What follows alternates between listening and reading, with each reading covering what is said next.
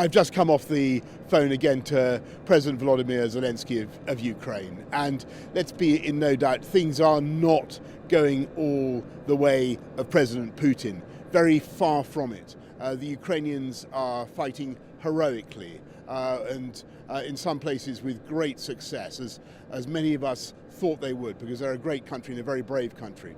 But as you rightly point out, there are some terrible atrocities being committed, and there will be some very grim days ahead for Ukraine. We've got to do everything we can to change the heavy odds that Ukraine faces and to help them. And so that's why we're sending humanitarian supplies, we're sending financial supplies and military supplies as well. I think it's very important that we do that. The UK was the first European country to send military aid to Ukraine. Last night, many other countries joined in pledging to send military assistance. You're starting to see that grow. What we need to do now, and you ask, should we do more? The answer is yes, and we need to make sure that we apply those much tougher economic sanctions, including SWIFT. And what's starting to happen is that the horror of what is unfolding in Ukraine is becoming clear to Western audiences, and that is in turn putting huge pressure on Western politicians. We've got to act together, and we've got to do more.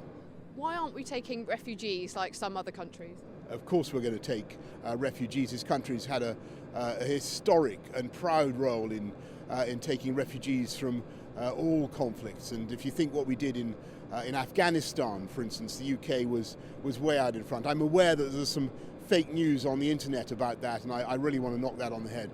The UK is way out in front in our willingness to help with refugees. We've sent 1,000 troops to the theatre to be ready to help with the influx, and of course we will help people fleeing in fear of their lives. Do you think diplomacy is dead now? Should we face facts that all the diplomacy that was done by Europe seemingly has had little effect? I think we have to face the hideous reality that the diplomacy, as far as President Putin was concerned, was a charade. He never really intended to alter his course. You read the article that he wrote many months ago.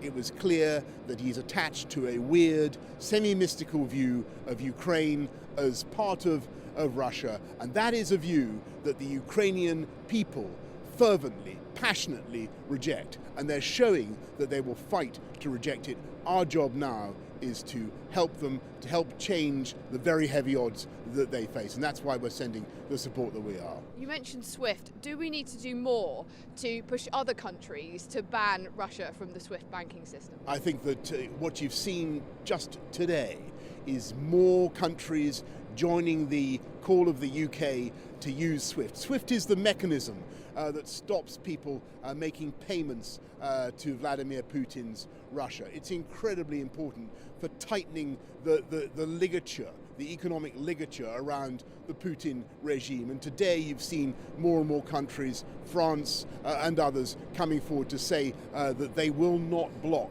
a boycott of SWIFT. Let me ask you about sporting connections now.